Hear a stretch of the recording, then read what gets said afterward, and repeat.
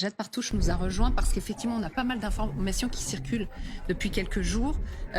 Donc, en milieu de semaine dernière, nous aussi, on le disait, les Ukrainiens se sont repliés parce que la région de Koursk commençait à être prise en tenaille. Est-ce qu'il y a eu un encerclement ou pas? Quelles sont vos dernières informations? Alors, quand on revoit le post de Donald Trump de vendredi dernier sur True Social, il reprend effectivement le narratif de Poutine en parlant de milliers de soldats ukrainiens complètement encerclés par l'armée russe. Ça, c'était vendredi. Nous étions donc le 14 mars. Aujourd'hui, nos équipes sur le terrain nous confirment que les soldats ukrainiens ont complètement quitté Koursk.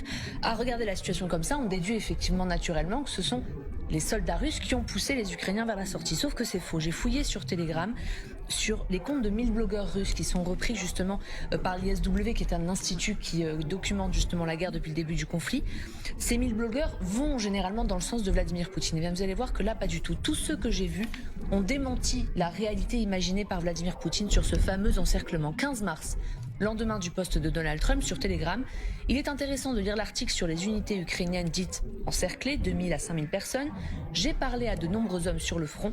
Il n'existe nulle part de tel groupe ennemi encerclé en termes de nombre. Même jour, autre compte de 1000 blogueurs, la logistique de l'affût, donc l'armée, les forces armées ukrainiennes, depuis la région de Myropol, n'a pas été perturbée. L'ennemi a transféré les réserves ici pour tenir au moins cette partie de la région de Koursk.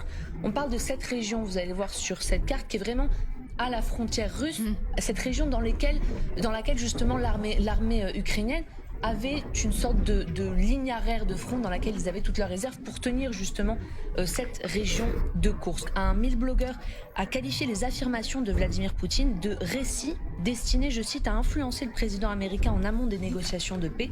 Il pose d'ailleurs cette question: pourquoi Vladimir Poutine et Donald Trump jouent-ils avec l'encerclement du groupe ukrainien? Et alors on retrouve exactement le même discours, forcément du côté ukrainien, qui samedi ne parlait absolument pas d'encerclement, bien au contraire. Certes, des groupes sont encerclés, mais des milliers, comme l'affirmait Donald Trump, absolument pas. Il y a des petits groupes, tout au plus 1% des troupes présentes qui sont encerclées.